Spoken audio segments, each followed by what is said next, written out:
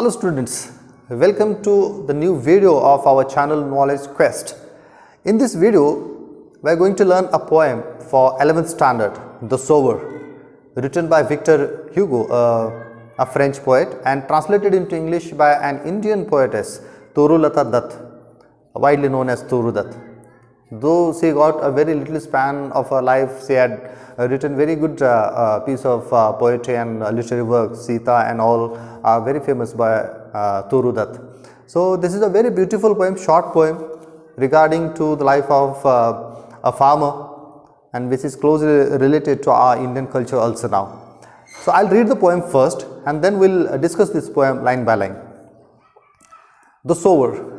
Sitting in a porchway cool, sunlight I see dying fast, twilight hastens on to the rule, working hours have well nigh passed.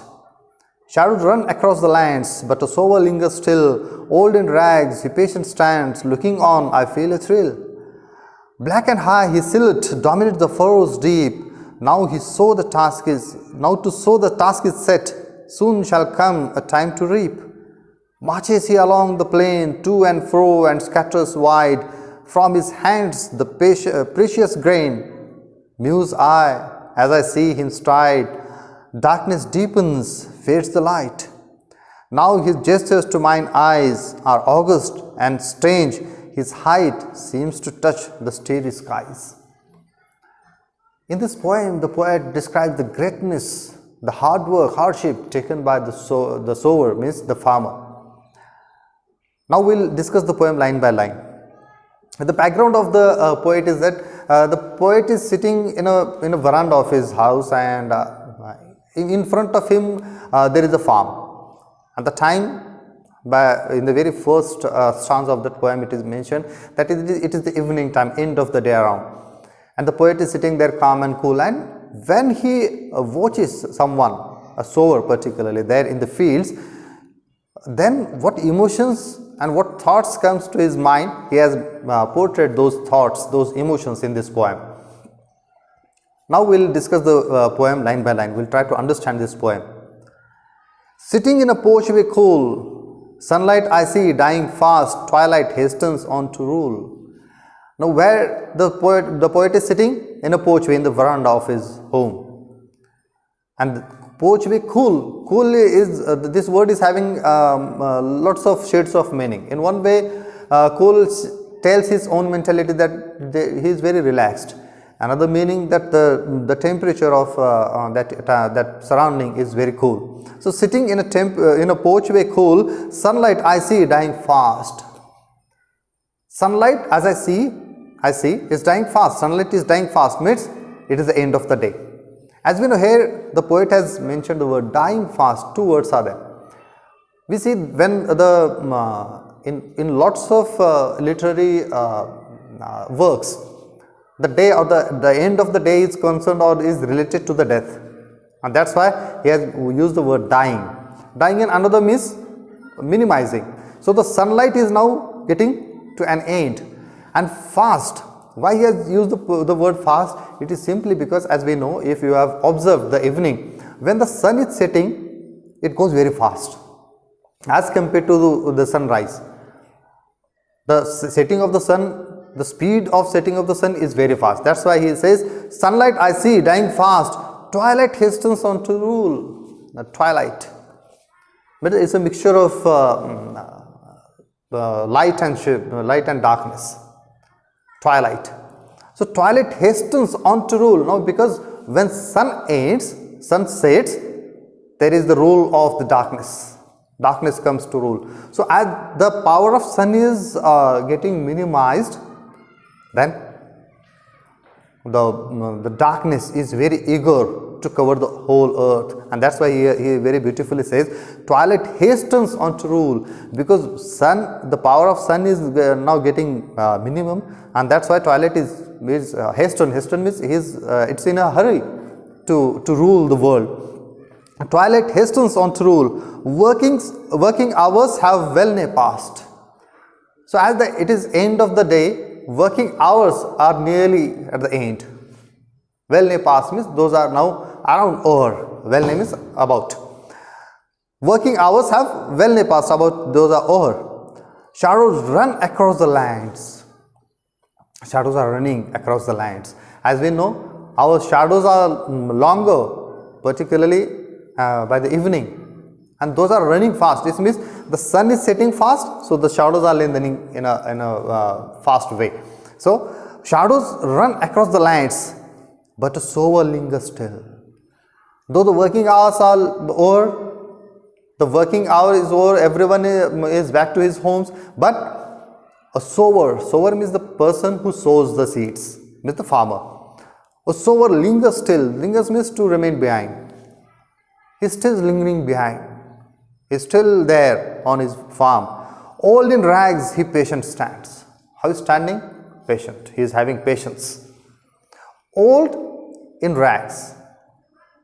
Now old means the person might be old. The sower might be old in age.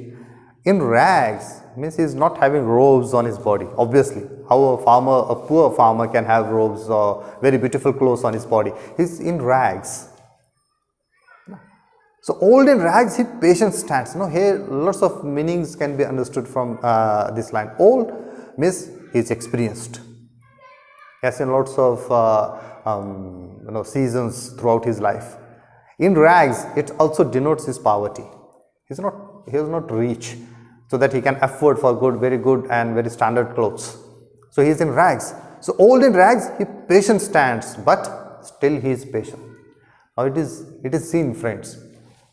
Dear students, we can understand from the surrounding in our society that farmer is the only community who is having a great patience. In every now and then we lose patience, isn't it? But farmer, though he is facing lots of setbacks in his life, lots of setbacks in his professional career, even though he is patient, he is doing his work. So old in rags, he patient stands. Looking on, I feel a thrill. And looking at his issue and looking at this time that still he is there, looking at his patience, the poet says that I feel a thrill. I am thrilled to look at that sower, that farmer. Black and high, his silhouette dominates the furrows deep.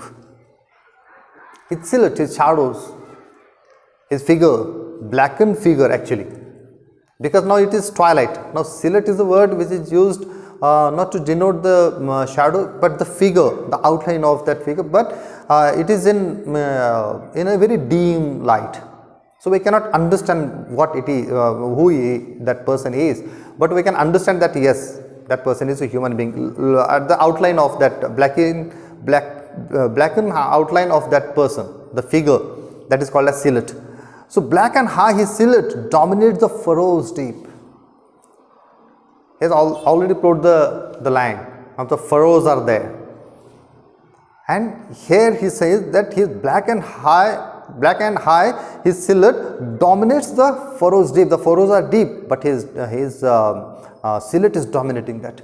Means his firmness is so strong that is dominating the furrow. Though lots of obstacles may be in his way, he doesn't mind. He is very firm on his work. So dominate the furrows deep. Now to sow, the task is set. And now the task of sowing is set. It is started now. Now he has started sowing. Soon shall come a time to reap. Now when the sowing is over and the crop is grown up, now the time here the poet wants to mention that this process will run very fast, because the hard work, due to this hard work we cannot understand time. So now to sow, the task is set. So the task is set. Soon shall come a time to reap. So that a time to reap the crop will come very soon. Marches he along the plain to and fro, and scatters white from his hands the precious grain. Marches he along the plain. He is marching. Now here the word is used, marching. He is not walking. Now this word very beautifully the poet has used. So marching, when we use the word march, it means that we are having some determination. We are having something in our mind. We have set our goal. Then only we use the march, because marching is the word used for defense forces actually, for the police, for the army personnel and all, because they are having a determination. They are having firmness in their walking. So marching also signifies the confidence. They are very firm on their decision. They are very firm on their task. So marches he along the plain to and fro. To and fro means he is going from one end to another, then and from that end and then he comes back, he returns back. So his sorties are there. Continuously he is going from one end to another end, that end to this end again. So marches he along the plain to and fro, and scatters wide from his hands the precious grain. And he is scattering the grain which is in his hand, and he widely is scattering those grains, he is sowing those grains. Now here the word is used, precious. Why it is precious? In two ways. One way it is precious because it is grain. It is grain. And in another sense, the word precious is used because it is going to create, it is going to multiply itself. So when we sow a handful of crop, we'll get a full bag of it. So in that way also this grain is very precious. From his hands the precious grain, muse I as I see him stride. Darkness deepens, fades the light. Muse I contemplate. I go into a deep thought. Why? As I see him stride. When I see him, stride means taking very long steps. As we know, because it is about to end the day, so it is nearly night. So night is approaching very fast. So he is having hurry in his mind. So he is taking very long steps because he has to hurry. So muse I as I see him stride. Darkness deepens, fades the light. It is because darkness is deepening and light is fading. So sun is setting and darkness is arriving. So that is the time. That's why he is in hurry. Now his gestures to mine eyes are august, and strange his height seems to touch the starry sky. Now the last poem, the last lines of these poems signifies the greatness of the farmers, what they do for the world. Now the poet realizes. At the beginning, she was only observing that farmer, the sower. But when she observes, the poet observes all what is going on there, in what way he take the hardships of sowing, then she realizes, the poet realizes what? Now his gestures to mine eyes are august. His gestures to mine eyes, in my eye now, in my sight, what is august? August means a very noble man, a great person. So now I realize that how great that farmer is. Because despite of these hardships, everything is odd, even though he is working very patiently. His determination is very firm, and that's why the poet says, now his gestures to mine eyes are august and strange also. It is because farmer or the sower is working in a very difficult situation, and that's why that is strange also to me. His height seems to touch the starry skies. Now, though he is having a human height, in my personal opinion, the poetess says that he is so high that he can touch the starry skies.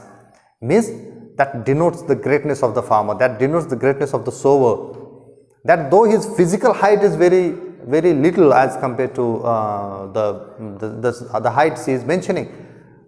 See, that sower is having an average height, but the work with which he is doing, the determination with which he is working, that makes him very high, that makes him very great. And that's why the poetess says that his height seems to touch the starry sky, means he is higher than all the professions.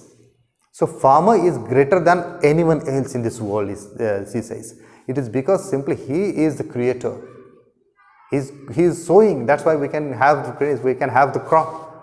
So he is feeding the whole world. That's why the farmer is very great. His height seems to touch the starry skies. Now this is a very short poem. With this we end this very beautiful poem. Regarding the poetic devices and all, as I have told you that we are going to make a separate video for the poetic devices afterwards. So please like this channel, do subscribe and comment in the comments box, and when you subscribe this channel, you will get the updates of my videos. Thank you. Thanks for watching.